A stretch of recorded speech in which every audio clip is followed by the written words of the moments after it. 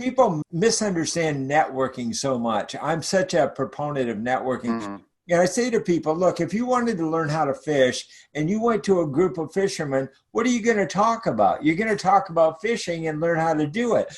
Well, when you go to networking events, understand the one thing everybody at that networking event has in common is an interest in networking.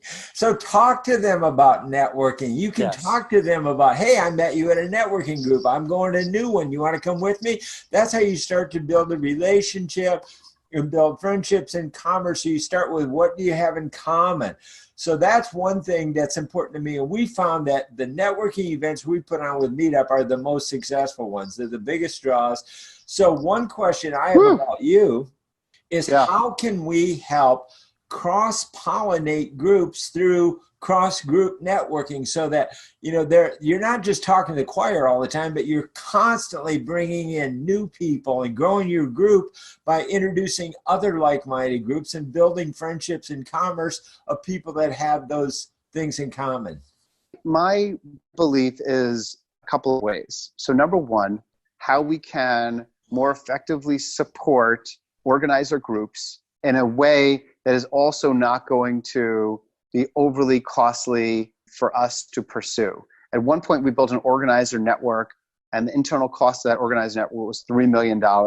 We ended up shutting that down because it just was way more expensive. But there's lighter ways that we could help to facilitate organizers meeting each other. So that's thought one. The second is, I imagine a world where we create a marketplace or an ecosystem where it's easy for an organizer to interact with and contact another organizer about a topic of mutual interest. So for example, if there's a networking group in some location, a networking group in another location, and they want to share best practices around networking, or they want to introduce people to each other from those areas, we need to make it really easy for an organizer to be able to contact another organizer around a shared area of interest. So imagine if there's kind of like a checkbox, and there's a list of, think kind of LinkedIn, how people are endorsed on LinkedIn for different skills.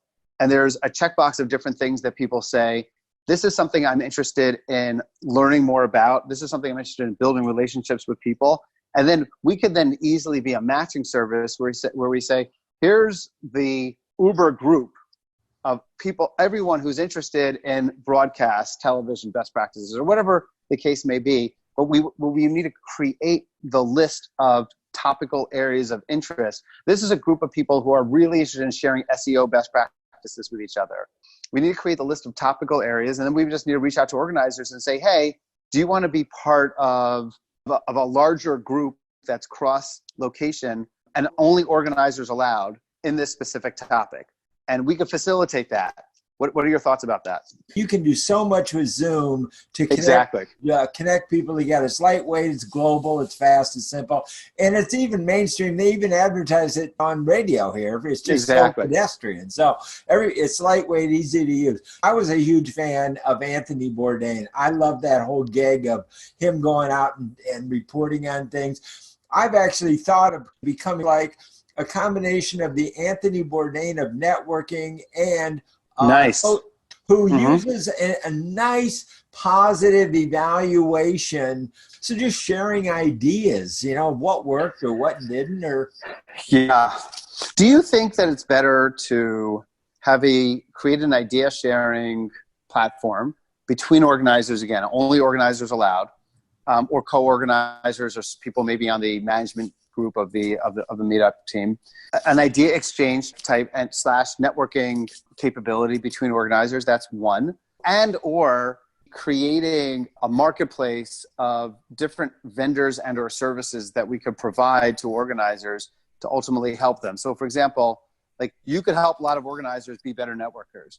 Should we go to our organizers and say, hey, Mike is someone that can help you to become a better networker. Here's a specific, here's a package that he could provide to you. What do you think about us providing like a list of curated, specialized people who can enable organizers to be more successful in organizing?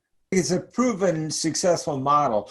For example, Fiverr NetworKING.com hired me because they had a very scattered community, and they hired me as a community organizer, and I organized a community for them of 10,000 independent contractors here in the Bay Area. Wow. And they gave me a really, really cool video testimonial. Thank you for everything I did for them.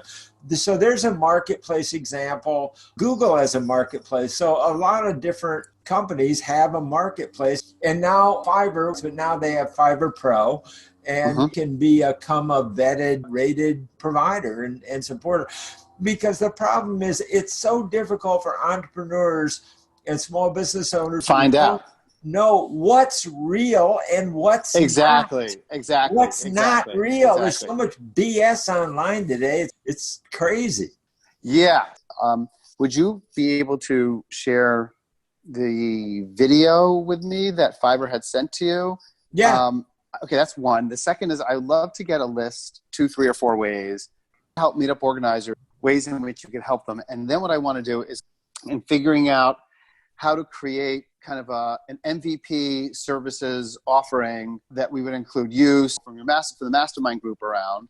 A good comparison is that the reason why Apple succeeds is because of the group of developers who build apps in support of iOS. So Meetup has a group of people like yourself who enable Meetup success through the work that you do. However, we're not helping to really drive and enable your success. Imagine if we really did more to help and enable your success. That would ultimately increase the benefit, the success of Meetup.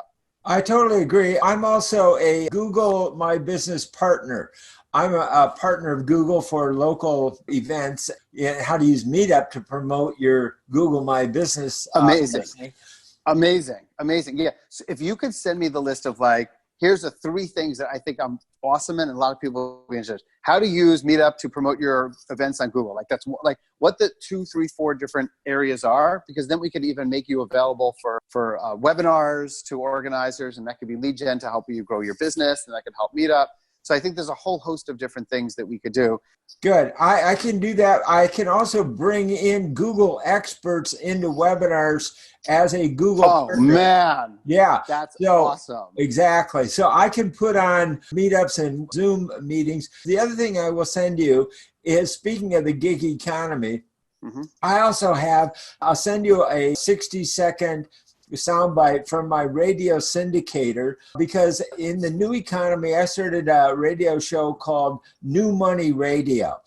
And it's all about how do you make money in the new economy? How can you earn money today? How do you bring in new money into your life? And so we're syndicated on about 500 AM, FM radio stations across the U.S. I'm talking about ABC, NBC, Fox affiliates, and Armed Forces Radio Worldwide, company I helped co-found 30 years ago.